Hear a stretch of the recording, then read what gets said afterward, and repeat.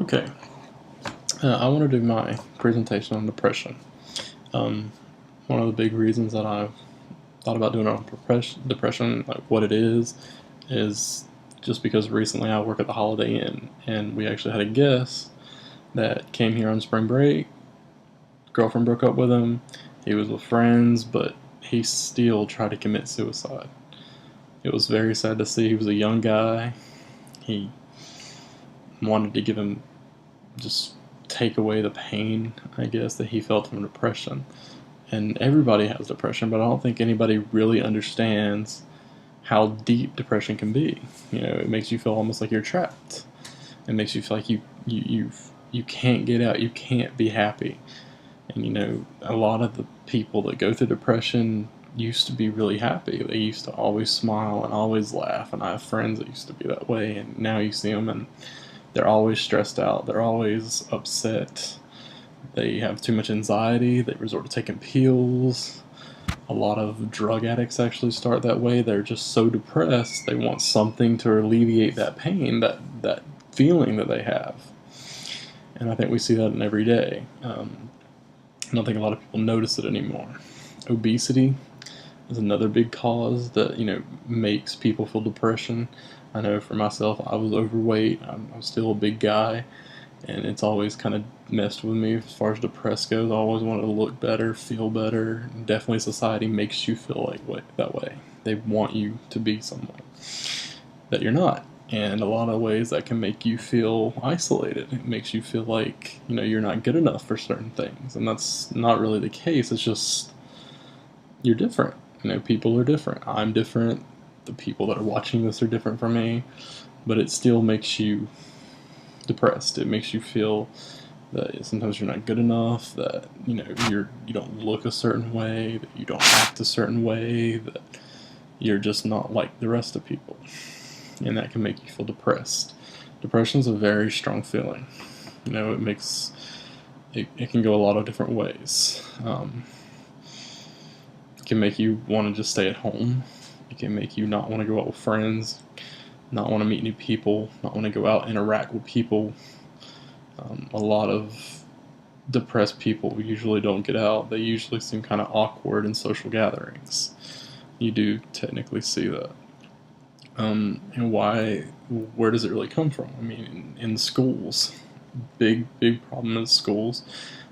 There's always certain cliques that hang together. There's always, those couple guys that just don't fit in, or girls that just don't fill it in.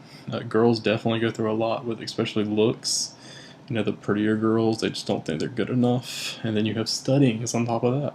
And if you can't keep up with your studying, then you're just, you're trying to get frustrated. You don't want your parents disappointed. You don't want to disappoint yourself. School's the only way out. That's what people keep hearing. So you just put yourself in this hole that you can't get out of. And depression doesn't go away. You have it from when you're a child until when you're an adult, and well into your older days. When you're an adult, you're going through, children, you're going through jobs, money, financial issues, just trying to stay afloat. You don't even keep contact with the friends that you used to have. And older people, I mean, anything can go wrong. You have sickness. You can feel like you're on the verge of death. You can see all your friends dying around you. You can just feel like you're trapped. I know, for instance, like my grandma lives with us, and she definitely has a hard time coping because she feels like she's alone, even with us here. That's why you always have to make sure that you have somebody around. A friend, family, somebody that you can talk to. Because if you don't talk, that's where depression builds up.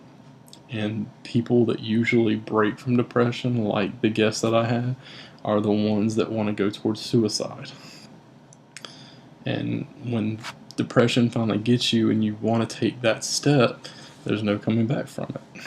And you gotta make sure that you can talk to somebody. Suicide happens every single day.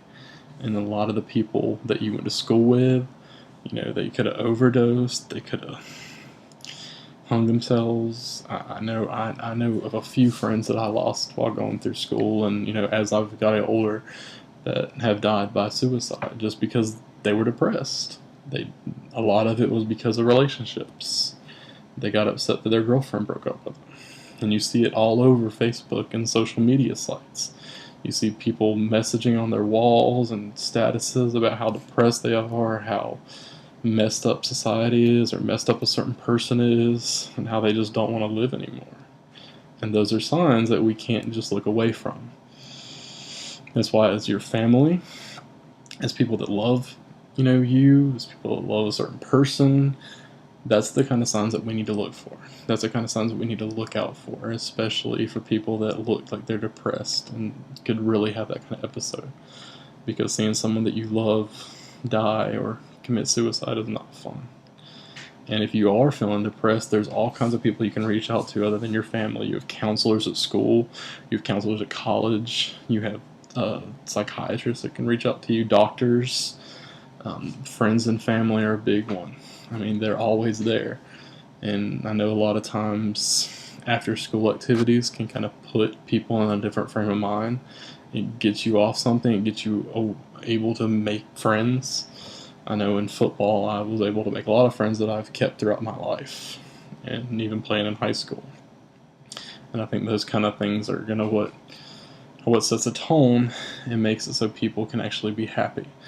But we got to take the step in looking for depression before it eats everybody alive. It's not something to play around with, it's something we can change. And I think that's the big thing. So thank you for listening.